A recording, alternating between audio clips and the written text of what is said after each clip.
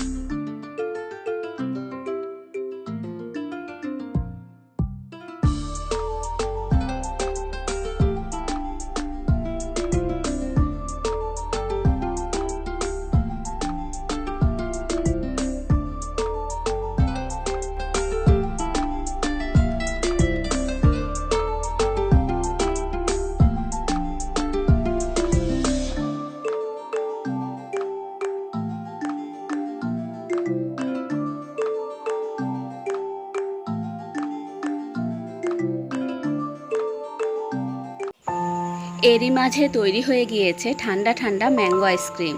আপনারা চাইলে গরমে শরীরে ক্লান্তি দূর করতে এই আইসক্রিমটি তৈরি করে নিতে পারেন। সেই সাথে আমার চ্যানেলটিকে সাবস্ক্রাইব করে পাশে থাকা বেল আইকনটি ক্লিক করুন। ভালো থাকবেন সবাই, আল্লাহ হাফেজ।